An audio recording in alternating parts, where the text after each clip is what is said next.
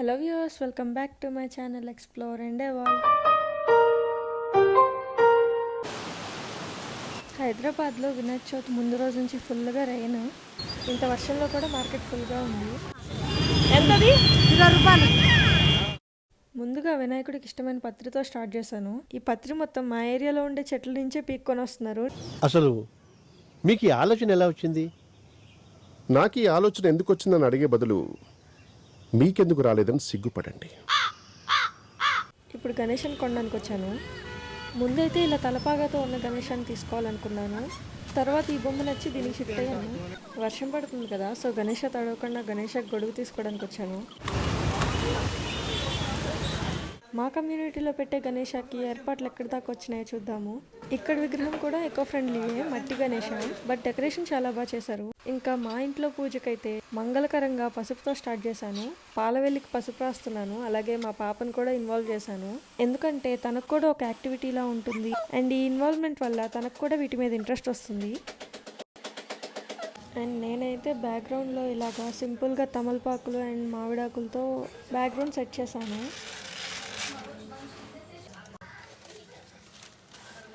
మా వినాయకుడు చాలా బాగున్నాడు కదా.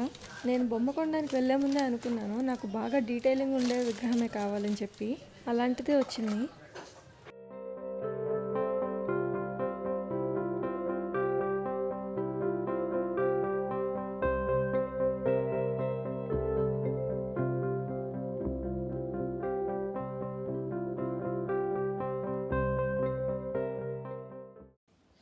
మా గణేష చేతిలో ఉండ్రాళ్ళు మిస్సింగ్ కదా, సో అది కూడా పెట్టేశాము. అసలు వినాయకుడికి ఇష్టమైన ఉండ్రాళ్ళు కదా, లడ్డు ఎందుకు పెడతారు? మీలో ఎవరికైనా తెలుసా? తెలిస్తే నా కమెంట్స్లో చెప్పండి. అండ్ కంప్లీట్గా గణేశాన్ని అయితే ఇలా అలంకరించాము. జయ జయ శుభకర వినాయక శ్రీకాణి భాగవర సిద్ధి వినాయక. ఇంకా ప్రసాదాలు బ్యాలెన్స్ అవి కూడా పెట్టేశాము. వినాయకుడికి ఎంతో ఇష్టమైన పాలతాలికలు, ఉండ్రాళ్ళు, గుగ్గిళ్ళు, పులిహోర అండ్ దద్దోజనం, 5 రకాల ప్రసాదాలు, 5 రకాల పూలు, 5 రకాల పండ్లు. మా పాప ఇంకా స్కూల్ జాయిన్ అవ్వలేదు కాబట్టి ఒక కొత్త బుక్ తీసుకొని పాపతోనే హోమ్ రాయించి దేవుడి పూజలో పెట్టాను. జయ శుభకర వినాయక శ్రీకాణి భాగవర సిద్ధి వినాయక. జయ జయ శుభకర వినాయక శ్రీకాణి భాగవర సిద్ధి వినాయక. మా పాప కూడా పూజలో ఇన్వాల్వ్ అవ్వాలంట, ఆచమనం చేసుకుంటుంది.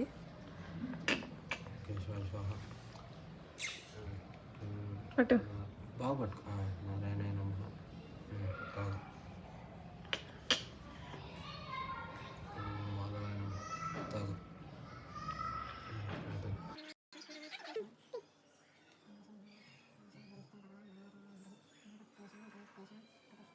నేను ఈ మధ్య తెలుసుకున్న కొత్త విషయం ఏంటంటే, గణపతికి ఈ దోసపండు అంటే చాలా ఇష్టం అంట.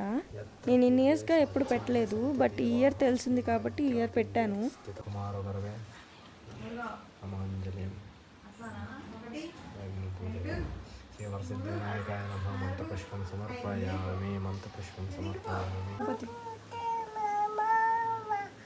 ఓం శ్రీ విఘ్నేశ్వరాయ నమః. ఓం శ్రీ వరసిద్ధి వినాయక స్వామినే నమః.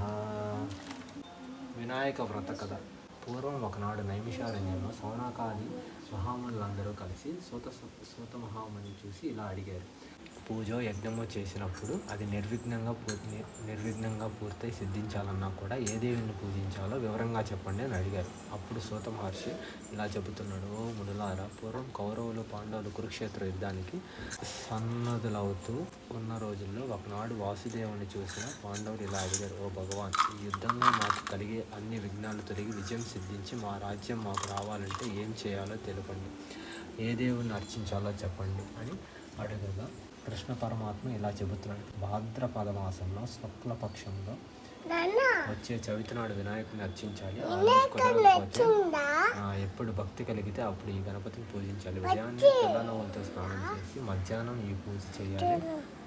వినాయక ప్రతిమను బంగారంతో కానీ వెండితో కానీ మట్టితో కానీ చేయించుకొని అర్చించాలి. మన స్థాయికి తగ్గట్టుగానే చేయాలి, కానీ విస్నారితనం చూపకూడదు. ఏకదంతం శూర్పకర్ణం నాగ యజ్ఞోపవేతనం పాశాంకుశధరం దేవం ధ్యాయేత్ సిద్ధి వినాయకం. ఏనుగు ముఖంతో మరియు 4 చేతులతో విలసిల్లుతూ ఒక దంతాన్ని కలిగి చాట చెవులతో భాషించేటువంటి ఒక చేతిలో పాసం మరియు ఒక చేతిలో అంకుశం ధరించి ఒక చేతిలో అభయాన్ని ఇస్తూ మరొక చేతిలో మోదకాన్ని ధరించినట్టు సిద్ధి వినాయకుడిని మాత్రమే వినాయక చవితి నాడు పూజించాలి. నీవు కూడా ఇదే విధంగా వినాయక వ్రతం చేసి విజయాన్ని పొందు, ఇందులో ఎలాంటి సందేహం అక్కర్లేదు అని శ్రీకృష్ణుడు చెప్పడం. అదేవిధంగా తమ్ముళ్ళు తాను ఇంకేం తినాలి? వ్రతాన్ని ఆచరించిన క్షేత్రయుద్ధంలో విజయం ఫ్రూట్స్ సాధించి తినద్దా స్వామి? సంపదను తిరిగి పొందాడు. కావున వినాయకుడిని పూజించిన వారికి సకల కార్యాలు సిద్ధిస్తాయి. అందువల్ల వినాయకుడు సిద్ధి వినాయకుడిగా ఖ్యాతి పొందాడు. విద్య కావలసిన వారికి విద్య, ధనం కావలసిన వారికి ధనం, విజయం కావాలి.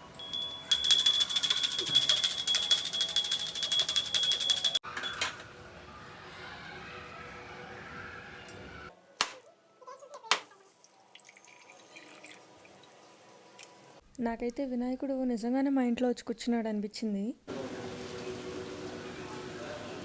పూజ అయిపోయింది కానీ వర్షం మాత్రం అస్సలు తగ్గలేదు. పూజ అవగానే దేవుడి ప్రసాదం కూడా తినేసాము.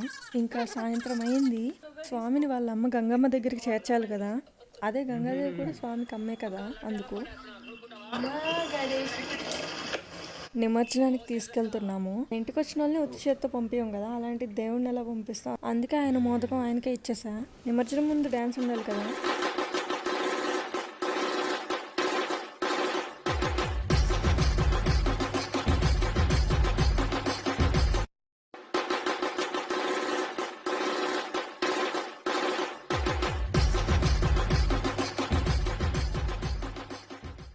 ఈ మధ్య చాలామంది టబ్లో వాటర్ పోసి దాంట్లో నిమజ్జనం చేసేస్తున్నారు.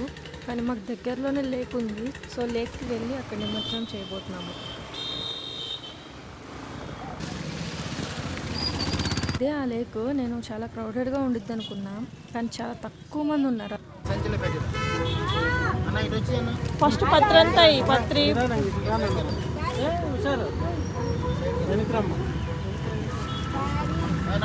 ఫస్ట్ పత్రి వేసేది ఏదో అది విగ్రహం ఎట్టింగ్ అందరు దేవుడు దండం పెట్టుకో. కలకద్దుకో, కలకద్దుకో, కలకద్దుకో.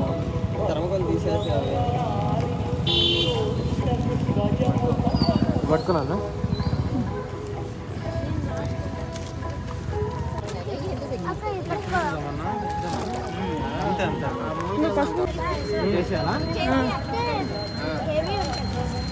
నిమజ్జనం కూడా అయిపోయింది.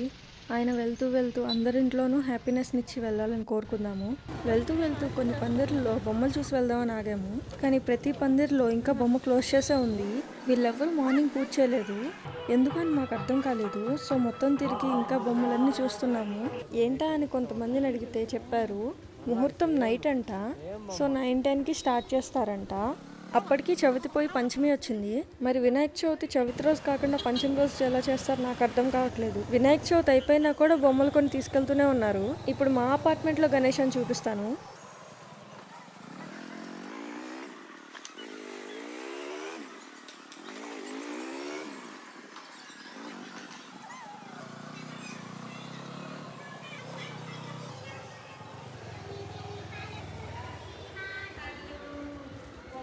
మా అపార్ట్మెంట్లో మార్నింగ్ పూజ అయింది, ఇప్పుడు ఈవినింగ్ కూడా పూజ అవుతుంది.